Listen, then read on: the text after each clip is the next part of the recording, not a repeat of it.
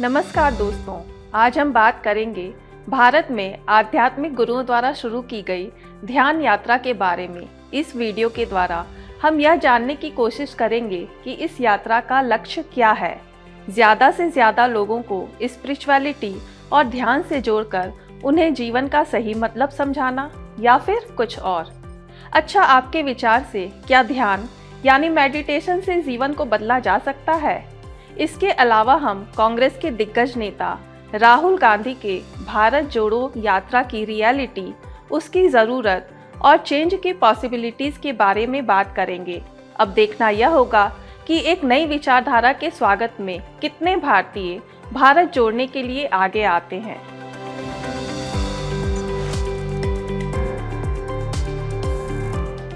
भारत एक बहुत ही diverse country है जहां डिफरेंट रिलीजन और कम्युनिटी के लोग रहते हैं। हर किसी की अपनी भाषा, अपना धर्म, अपना कल्चर, अपनी प्राचीन विरासत और एक अलग विचारधारा है।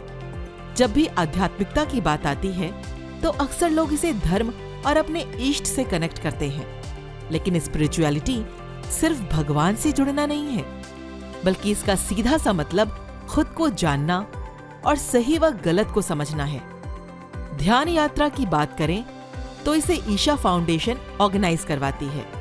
ईशा फाउंडेशन एक नॉन प्रॉफिट ऑर्गेनाइजेशन है जिसकी स्थापना 1992 में सद्गुरु जग्गी वसुदेव ने तमिलनाडु में की थी।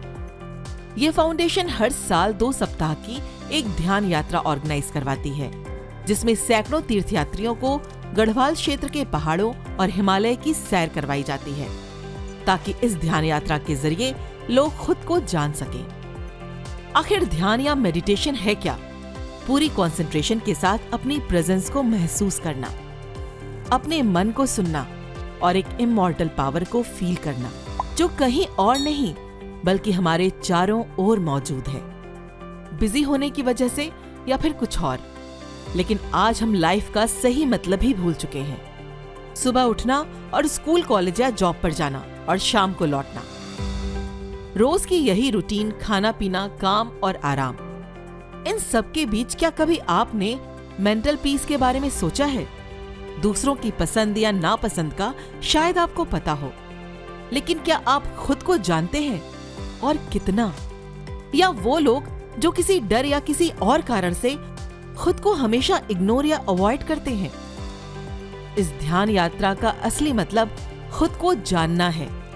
कुछ लोग इस यात्रा के जरिए हिमालय की खूबसूरती में मेडिटेशन कर रहे हैं, लेकिन अगर आप उस यात्रा का हिस्सा नहीं हैं, तो अपने घर में या आसमान की नीली चादर के नीचे बैठकर भी मेडिटेशन कर सकते हैं।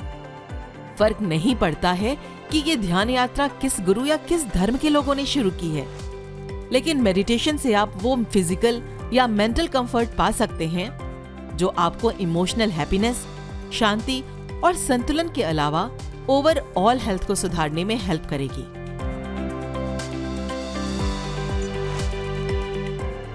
राहुल गांधी की भारत जोड़ो यात्रा के पक्ष या विपक्ष में होना आपका स्वतंत्र निर्णय है, लेकिन इस यात्रा का मकसद भी ध्यान और विचार करना है।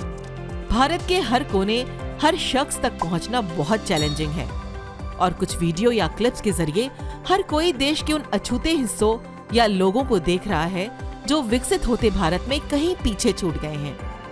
आज हम अपने आप में इतने बिजी हैं कि हमारे पास भारत के लिए सोचने का वक्त ही नहीं है।